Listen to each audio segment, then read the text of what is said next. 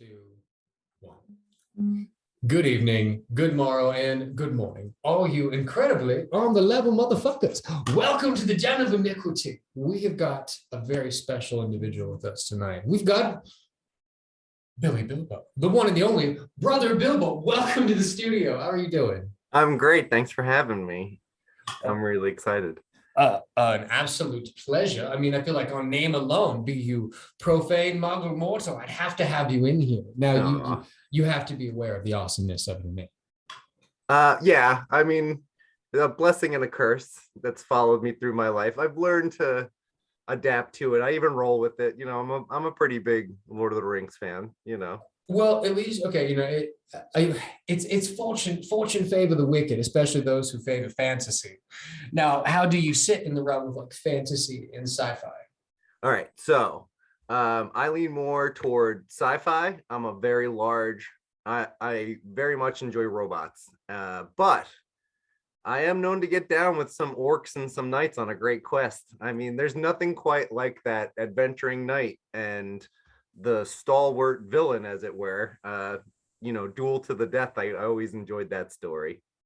Oh, absolutely. Absolutely. So, okay. All right. I can prove that. So before we crack into any of the usual interview with a master, because that's where we are. I am interviewing a master, a beloved brother in this case, to add his story to the archive of stories that we have here. That's the whole purpose of this series. We want to capture it, add it, and build that block up a little bit. So before we get into the nitty, the gritty, the master's mark, I have a question. With the preference of sci-fi, because this is an interesting one, having the mythos and the analogy, the allegory of the fraternity being rather old and dusty, one could say. What do you think the sci-fi lodge, the lodge of 2100 looks like? Well, what I think it looks like and what I hope it looks like. So what I genuinely hope it looks like is not much different than what it looks like now. I do hope, because when it comes to the language, that is what I hope changes by then. That needs to be updated. As much as I love it, I really do. I love the language of it. It's poetry. It really is.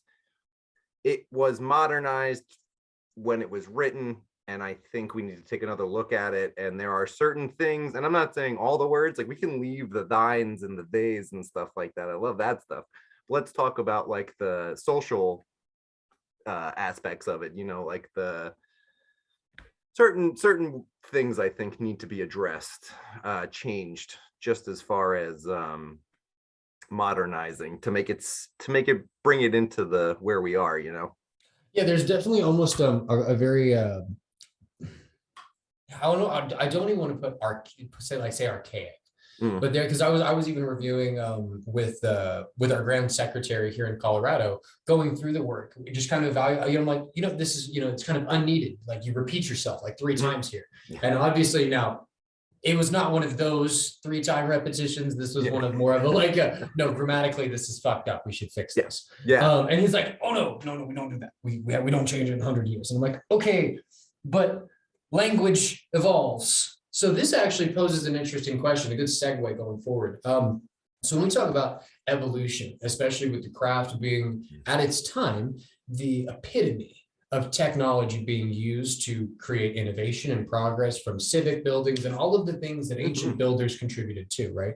We once used and we're at the forefront of technology. But today, we, even as just a moral system, don't necessarily sit there.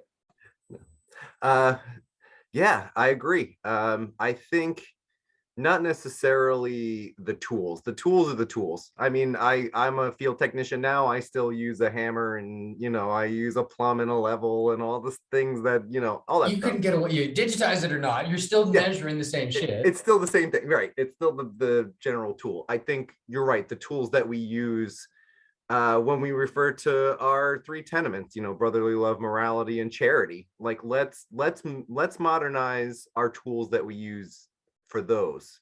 Like let's think about, what does the world need right now? All right, so the world is starting to come to grips with each other, I guess you could say, where we're starting to accept more of each other than we have in generations past, which is great. It's a huge step forward. Big city facts. So let's take that and apply that to charity. We can reach out and start helping, but as Masons, our goal is to make good men great and great men better. And charity and the tools that we can use for that, I mean, we can go out and start teaching, not necessarily lessons and not necessarily preaching, but we can start going out into the real world. Like one of my brothers and I, we have a good example. We're both gamers. So there is a huge charity community, marathons and stuff in the gaming community where, I don't want to like, advertise for other people, but there's many marathons, and they give to different charities like Alzheimer's and Prevent Cancer and the Trevor Project and things like that. And he and I had this idea, like, why don't we do a Masonic charity that gets out to gamers? So that's kind of like using modern technology to bring it to a different kind of platform in that way. I like that, especially so we've seen a lot of this with the progression of TikTok, with live events, with if nothing else, just a continued and very prevalent approach to advocacy and communal engagement in a non-separatist approach. So when we look at communities today, there's definitely a lot of, we're all super connected because we can all see each other, but how we choose to use the same resources, right? That we all have the same innate motivations to need, whether it's survival, common good, whatever, because we can see each other, but we have yet to dissolve some of those super fluidous bubbles that separate us. We fight a lot of times about how to use these things. I'll be honest, like, so what's your opinion on like Masonic charity within lodge, like a brother receiving charity? Have you ever experienced it, seen it, or had any encounters with it needing to be accessed? Yeah, we actually have a relief committee, and there was a brother that we had, and he needed us, and he came to us, and we helped him monetarily, and honestly, I really didn't mind. Even if he wasn't a brother, if it was a brother of his, that wasn't a Mason, I probably still would have said yes, because a person in need's a person in need, brother or not. So that kind of thing to me, and like passing the hat. Do you guys do that over there where you pass the hat around in lodge? No. So, well, I mean, I say that. I imagine there could be a tradition I'm missing. Could you clarify for me? All right. So basically it's like a brother will come and he doesn't, he talks to the secretary to get it like an official thing, but he doesn't have a specific number in mind. So he'll bring a hat, basically like the worshipful master's hat. It's most of the reason we say passing the hat, because it's a past worshipful master that will usually bring this kind of thing up. And then he'll pass the hat around and we'll put some money in, and then that'll go to the charity that he mentioned. Okay. All right. I track. No, I've never experienced that particularly, but that's really cool. Yeah, that's one of the ones we do that I really like too. I think it's a little personal thing. It's like, you don't have to, but here's the hat. Here's the hat, right? So, and I feel like when you look at support systems, so support systems are, you need that. You need everybody doing not the same thing, but acting upon the same ground. Yeah. So with charity, and charity really is at the foundation of our craft. And so many Masons, I think, get disconnected with charity. A lot of the times it becomes the, preservation of the vaults, and how to decide when best to use that wealth. Yeah. The specific thing. Well, all right. So there is also common sense that goes along with that. So sometimes you can get a charity request and it's like, oh, we need new tires for our car. And it's like, all right, is that really charity, or are you just asking for money? And it's okay. Because I mean, personal accountability, I feel like that's a big thing with Masons. I'll be honest, I would never ask or request charity unless it was something of like an absolute extreme emergency that like I couldn't, like I had asked mama, I asked dad when I couldn't get shit. Like the huge balls you have to go to everybody, right? Like, oh God. And so I don't know. That's a really interesting one. And I think on a certain space, it does two things, right? It creates a social pressure when you surround yourself with such beauty. Even old lodges or more rural lodges, you end up in such a space where there's a symbol, a living thing that is greater than you. Even if you were to try to touch it, like I could own the whole lodge building, but you couldn't own or possess all of the history that's attached to it. No. Like, no one individual could ever own the craft. So with you personally, when you look at your journey into becoming a master mason, right? The master is the master of the lodge of their life. What does your journey to becoming a master mason really look like for you? Terrifying. That's the best answer I've ever heard. Really, it's especially so. I like to look at things broadly. I look at broad strokes, and then I'll find one or two things, and then I'll key in. But for this, I can't find the focus. Like you're gonna be the guy. People are gonna come and ask you questions. And it's like, all right, I was a manager. I did that before. And it's like, no, like these are weird questions that these guys are gonna come and ask you. This isn't like, oh, I gotta put napkins out on the table. How many did I put out? No, it's like, oh, we need someone's in trouble and we need help, or there's a the Grand Master has requested something of you and it's your decision, and are you going to put all your guys out, or are you going to yeah, that's the kind of stuff I'm like, oh god, who am I going to make angry? Like I try to, oof, man, there's okay, so let me ask another kind of follow-up question. You've spent a lot of time with Brother Rizzatello, Yeah. especially it being so. For those of you who don't know, the beautiful brother who we have in the den of iniquity right now, he is one of the Trinitarian members of the extended branch, of which we may be but a fallen twig. And this is an incredible ass Masonic podcast. You get your booties over there, go check it out. But on this space, you'll see that there's an incredible relationship between these three brethren, which if you have eyes to see, I think mirrors another interesting relationship that we've seen created before. So brother, when I look at this relationship, I'm fascinated as to your view of the year. Obviously you can take any number of years you've experienced or you've seen and echoed through other brethren. What do you think is so arduous, is so challenging about the master's year, irrespective of when that may be? So it's not physically taxing. So yeah, ritual when you're worshipful master, there's a lot of that to do, but that's you should be ready for that by the time you get there. That's the general sentiment. It's all in your head. It's mental, 100%. So even if you've had a leader role where you don't care at the end of the day, because I'm going with work. You don't care at the end of the day, these guys like you or not. The job's getting done. They're getting paid. Now we are in a volunteer organization. We all show up because we like coming there. So the problem is, are my ideas going to offend guys to the point where they're going to not want to come anymore? I don't want to lose people that way. Am I going to do something so wrong that it draws eyes that I don't want eyes drawn to the lodge?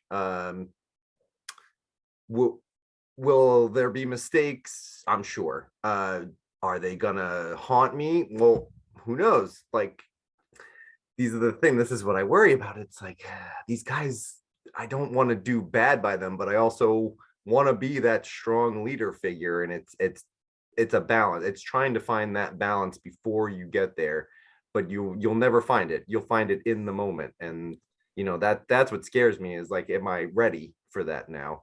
Okay. So because I really do understand that, especially when we operate within the context of the lodges where we grow in it.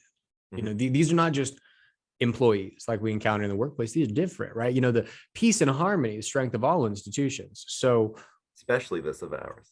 It's important. That's so sexy. I love it when we do that. Yeah. When we look at how to preserve this, I think it's really important. So if we were to roll back to the allegorical, right, if nothing else, the idea of the king of Israel, King Solomon, standing at this point, second generation, he's got some big shoes to fill. Yeah. Right. How do you think he approached such a daunting space? Because you got to imagine he had to deal with some seriously grumpy fuckers, right? Well, so about Solomon, he sips his cup. That was like, I felt you loading. That was like okay. Admirable man. He really was a different king for the time that he was in. He had a great example of what not to be. His father wasn't really the best of people, and he had some pretty smart teachers, and an interesting mother that helped him go to the right place. Now, he was still his father's son. So there were those moments. And like I said, every leader makes mistakes. Solomon knew how to bite his tongue sometimes. Also, he did not know how to bite his tongue at times. But there were moments when he knew when he should take a step back, when he knew not to admit fault, but to just be silent and let it play, and that's the kind of thing. It's like, let me see how this plays out. Okay, don't do that again. We're not going to do that again. Like we're just going to leave Jephthah alone. We're just. Okay. So, but let's look at that in the sense of, because he's given a lot of almost like glossed over significance. And I thought that was really funny, being an esoteric. I love high magic. I read the Testament of Solomon probably 10 times before I had any conception of the fraternity. So when I'm like, oh, wait, this is the thing which venerates this dude. I expected to walk into not at all what I walked into. No. And so you walk around and you're like, okay, so wait, this is a system of moral perfection. Solomon is one of the furthest from the examples of moral perfection. Like, we know he got right with God, but we don't know how he ended with God. And again, all operating within the analogy. Yeah. So why do you think he still is? Or how do you think he got aligned with wisdom? So I think what his ideas at the time were groundbreaking. He was talking about moving throughout the countries, bringing education from other worlds into and out of the land, bringing some kind of structure without a ruling hand. It was interesting, to say the least. I mean, the temple itself was the first example of that, where he's hiring these men from other countries to come and giving them the permission to leave and go back and forth. I mean, granted, he would strict control over it, but he was still letting them go to other places and come back and still work. There was no such thing at that time. I mean, you were born, raised, died in your country. That was it. Okay, that's big city facts. Even with the predecessors that Israel had some interesting relationships, and that's being Egypt, right? So you take builders, right? A race of people who have, if nothing else, been attributed to being enslaved by the society and race that created some of the largest religious monoliths that are still standing today. And they came from that place, and the work, the labor, the space, it didn't emanate from them. So very interesting when you consider the analogy of the temple and how it came to be. So when we look at today, we mentioned this earlier, this is a sexy segue back to it. We have an age of information. This is a space where we have all of these different ideas coming together. And oftentimes where we find the best innovation is not by separation, but by integration, even across nations, across lines, across jurisdictions at times, right? So what do you feel like is one of the greatest innovations that you've experienced within Freemasonry, either conceptually that you've seen in its history or that you've experienced in its revolution today? Wow. I'd have to say, so I love to go to just I love using the old guys in my lodge as an example for things like this.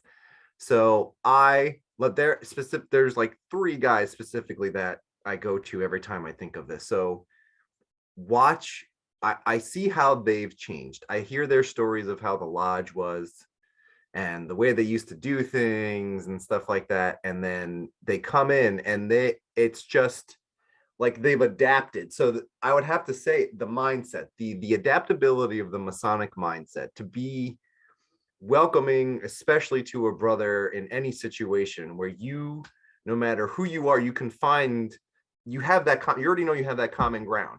So whether you're telling me jokes about the Avengers with Emma Peel, and I'm telling you Family Guy jokes, but we're both laughing at the same thing, and then maybe, an hour later you have to explain the Avengers joke to me because I'm 40 years younger than you are, but it's like, but still, it's that thing where he's like, all right, I'm willing to explain it to you because we're going to keep hanging out. So I would have to say, like, the mold of the grumpy old man changing, the grumpy old Masonic 33rd degree, controlling the world puppet master. I'd have to say that if you join a lodge now, if anyone listening right now, if you were to go into most lodges now, I'd say if you got a younger faced crowd in there, it's going to be very much very much a fun time.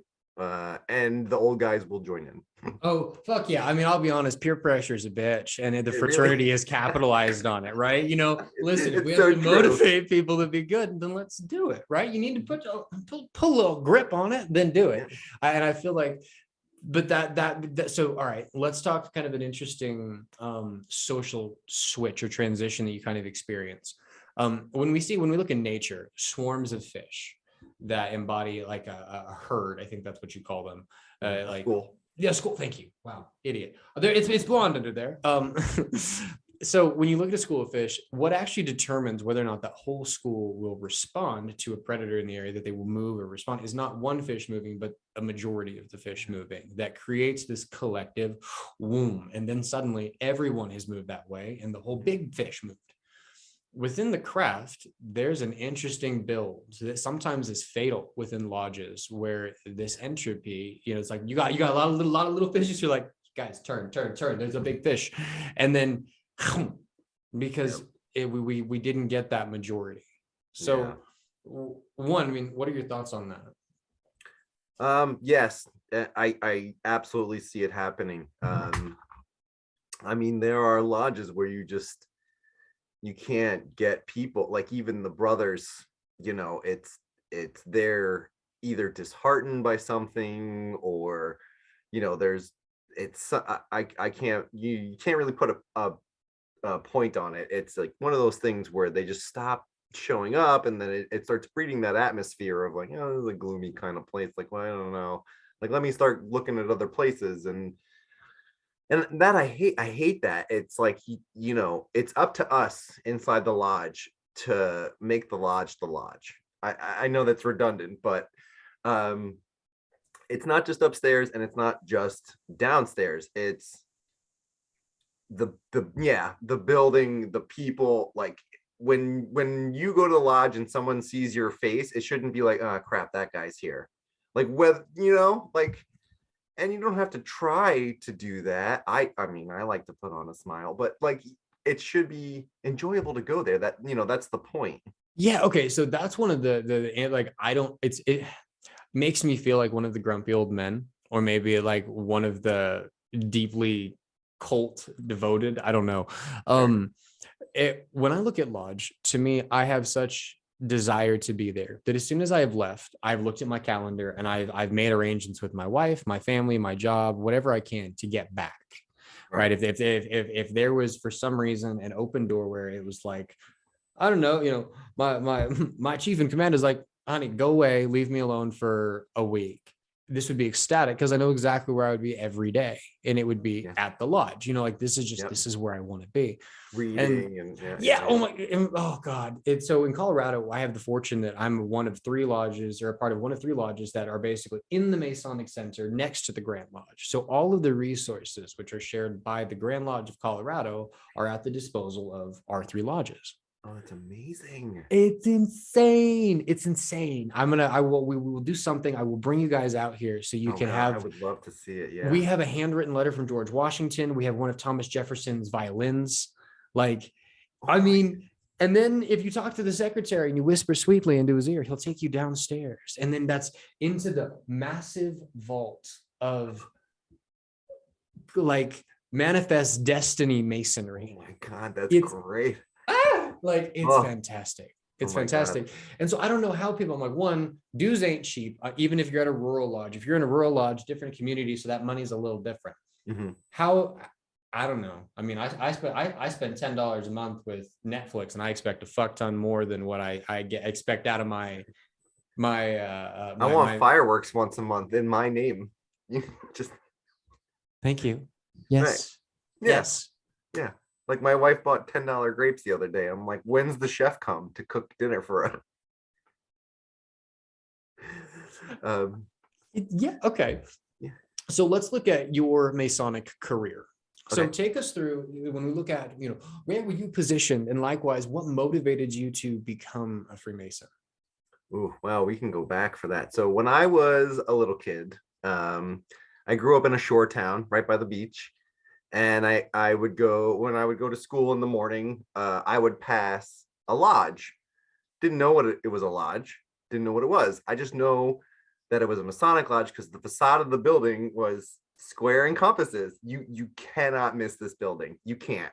So that started it. And then, Indiana Jones, and I started going to the library, and I started reading books about George Washington and Thomas Jefferson. Specifically, I found like an interest in George Washington, like father of the country, little kid, whatever.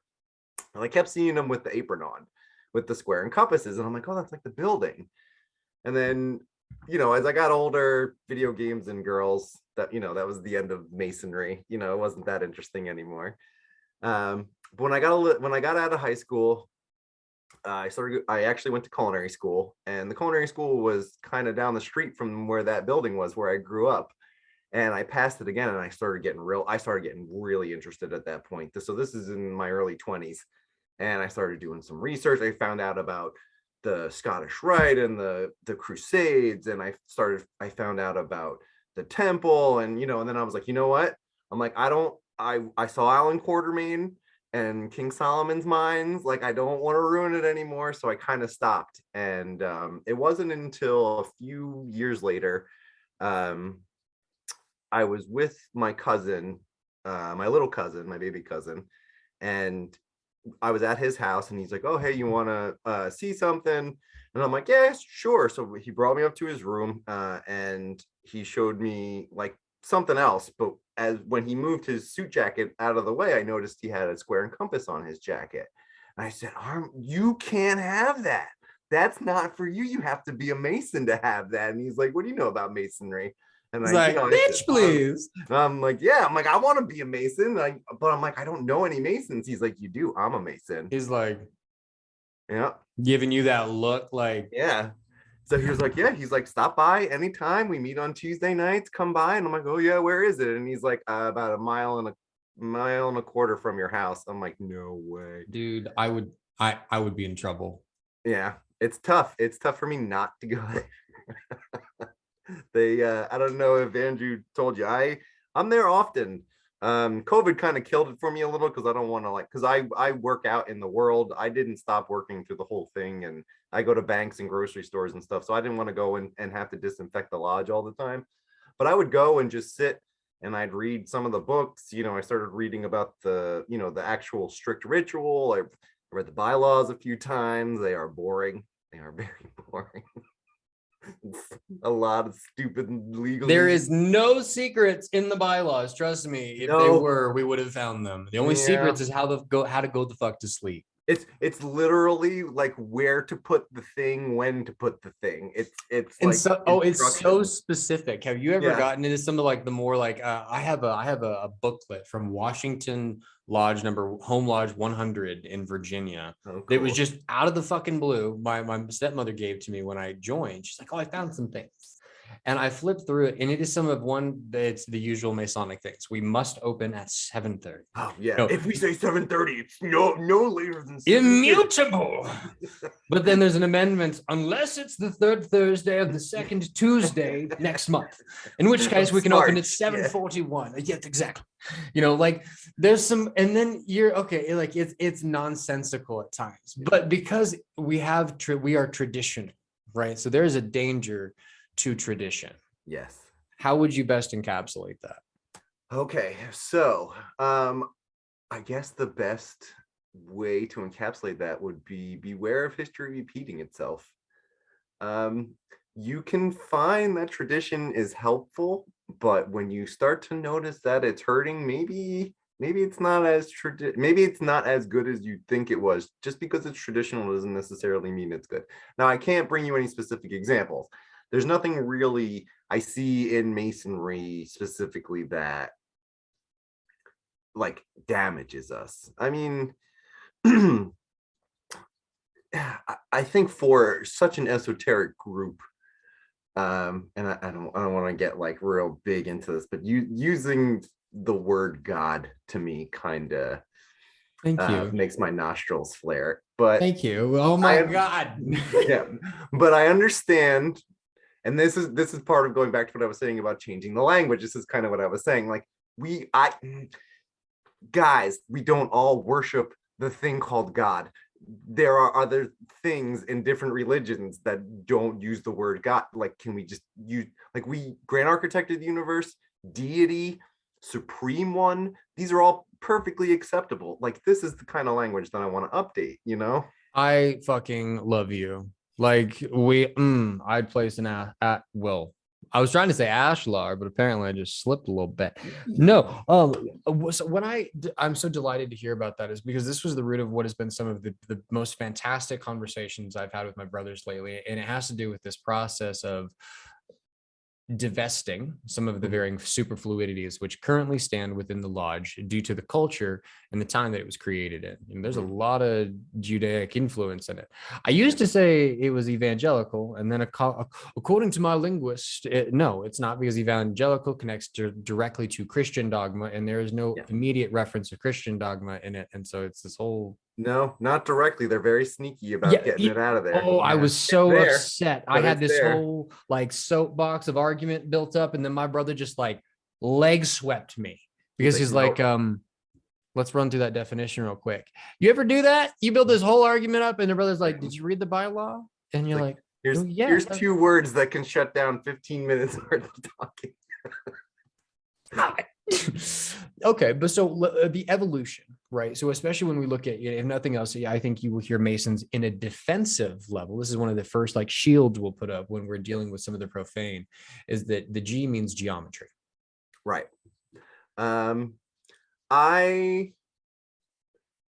So for me, where the G sits, guidance. That is where the worshipful master sits. He's the one guiding the lodge. He is your guidance. So how, when you look at the etymology of G, what's its significance in regard? Because I've seen a lot of connection to like Hebrew, looking at like the meaning behind the word. I think it's I'm not going to say it because I'll fuck it up. That, but looking likewise with guidance, looking at some of the language and the symbology behind it alone, right? We take, G being geometry. Well, geometry is an English word, so to speak. So what would it have been? What else sits in the center? I've even seen some lodges where they don't use the G at all. It's, I think in is it the UGLE or there's another one? The light in the center. Yeah. I like that. I mean, I get the G, but I do like the light. So that's also the light is kind of where I draw the guidance from. I mean, it's just convenient that it's a G, but I get that for some people, especially people who are of faith and stuff like that, that the G for them is God. But it doesn't necessarily mean that they're looking at the person who sits under that as a god or even a priest or anything in that way. They're looking at it as that God is their light, because I've mentioned before, I used to be very Christian, and God is often referred to as the guiding light and specifically Roman Catholicism. He's the guiding light, rule, and law of all mankind. So it's very similar in Masonry, but it's just different enough. And that's where I see like the guidance coming from. So they're not necessarily looking at it, it's like, oh, yeah, I mean, no, they're looking at, all right, what would God do? It's like, what would Jeebus do? That kind of thing. It's like, WWJD. Yep. I hate it, but it's all right. It works for some people, keeping them normal, So, but this is one of those things where I think the craft has a certain level of responsibility. And even if we take the ancient allegorical sense of, again, not that it's historical, purely allegorical. And for those watching, this is just a fraternal conversation and does not stand to signify the opinion of any Grand Lodge, anything other than individual opinions of brethren. Sorry, we didn't do that lovely disclaimer. Otherwise, I get shit.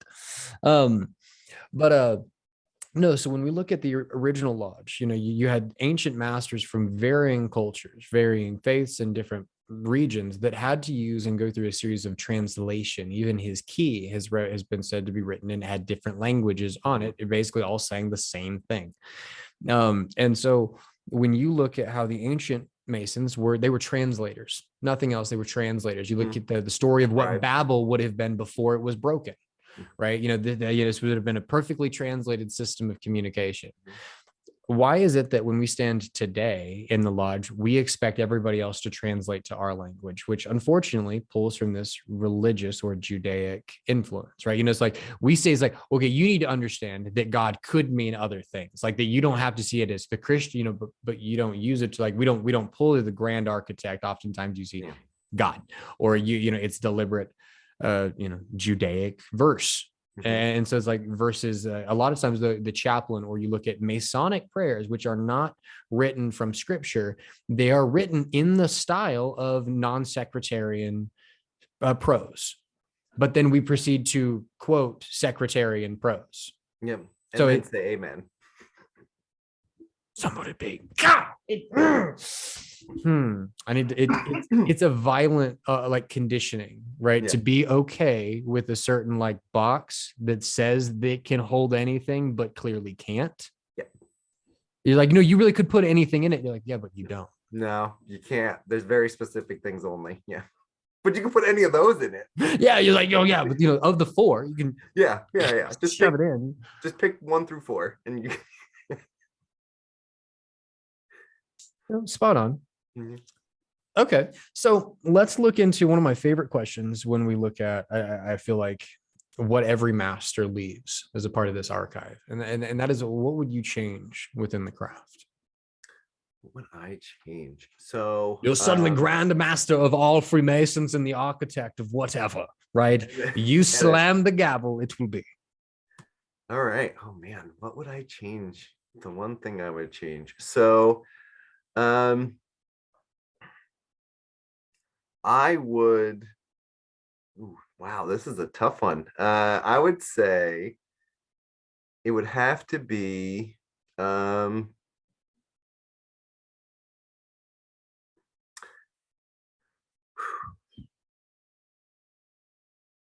dun dun dun. Right, I know, I'm killing you now.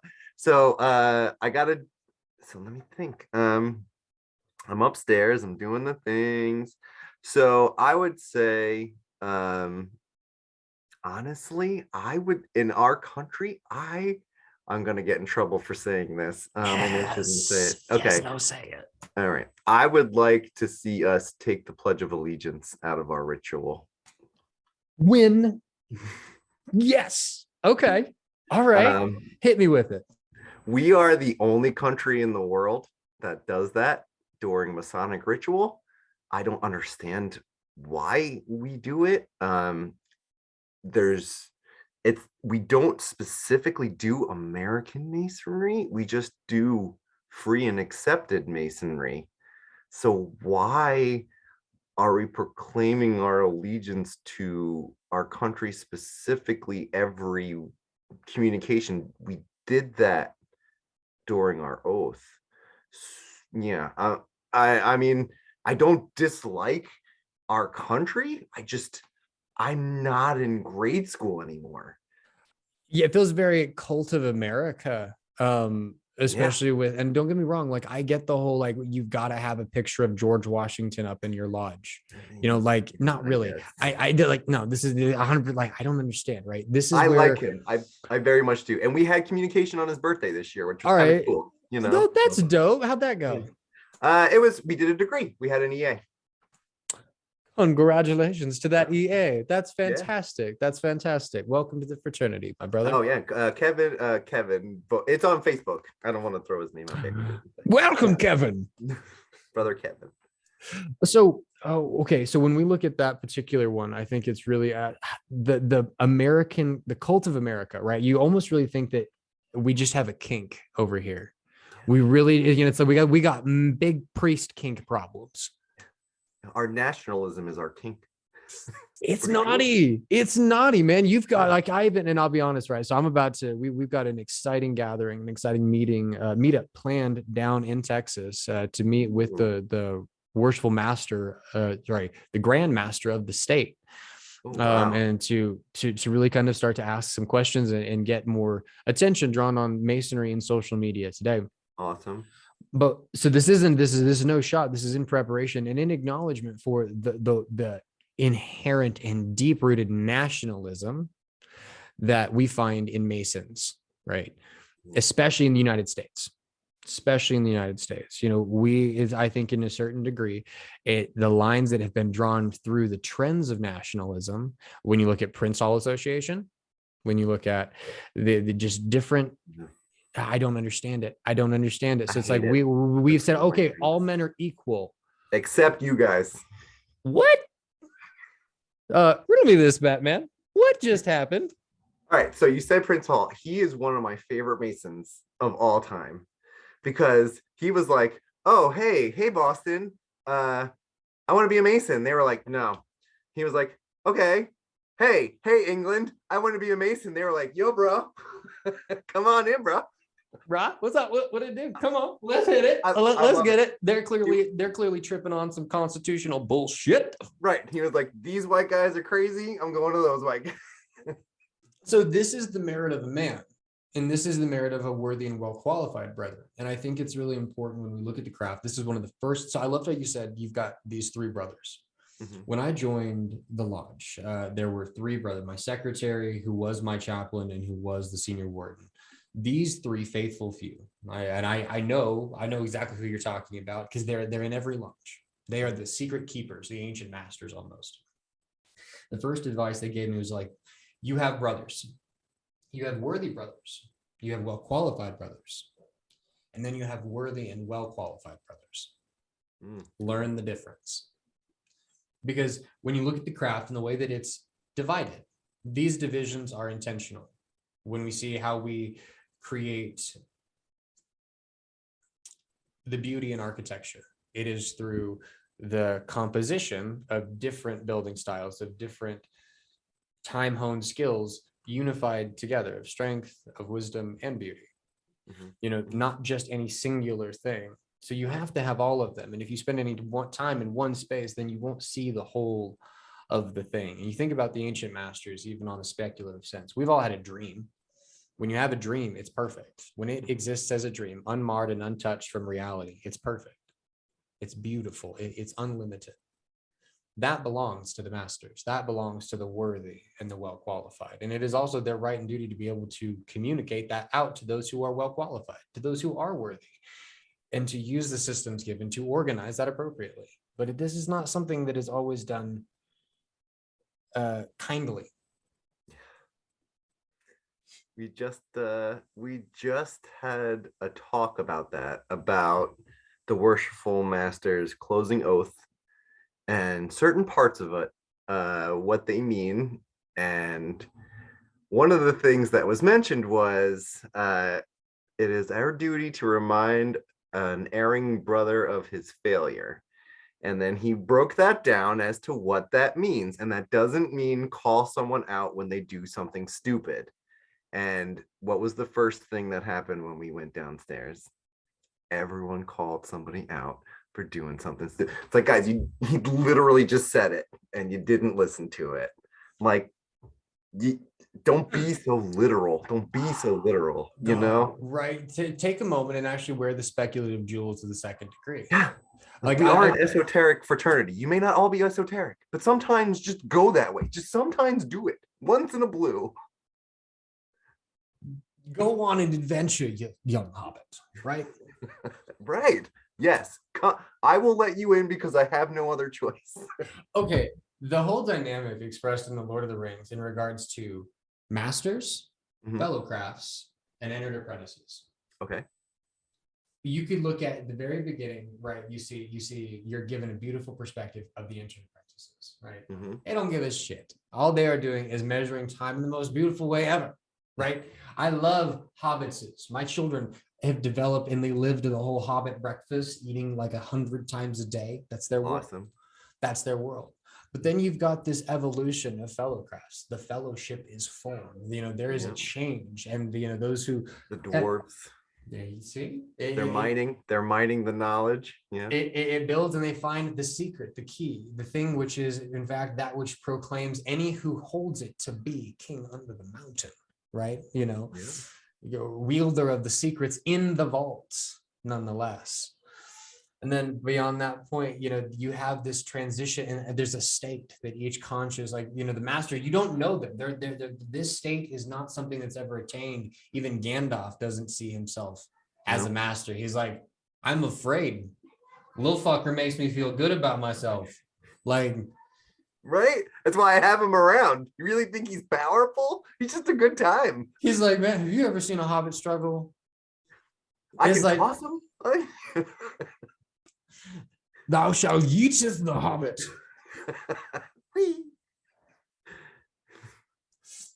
Well, brother, as we come to what is the unfortunate close of what has been probably one of my favorite episodes, I feel like we could just, I'm like, we just need to crack a keg at the Green Dragon Inn and continue this conversation. I'm a Guinness guy, so if you can roll that out, make sure you don't eat dinner.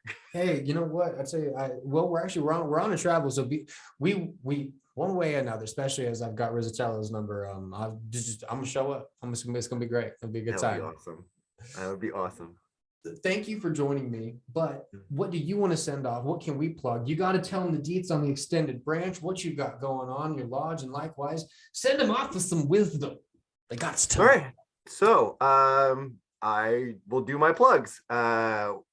Like Mikael said, we do a podcast.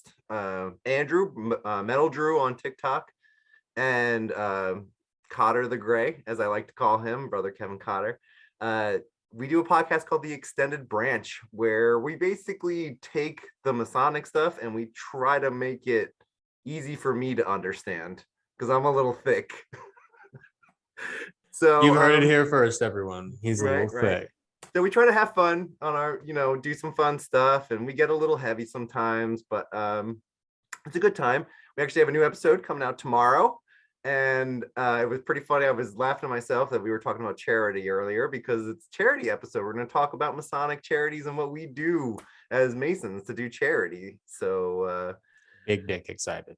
Yep. So a little piece of wisdom for me. So it's a little thing I like to say to myself, a little bit of my mantra to help me breathe and deal with the world and people in it is everyone has a story. And if you can remember that when you meet someone, no matter what kind of day they're having, that everybody has a story. Your story brought you to them and their story brought them to you. And if you can just keep that in mind, the interaction may just be a little bit different and it could be a pleasant one from a bad one. What a sexy, sweet sign off, my brother. Oh, I love that. And I love the analogy of the author and the story builder.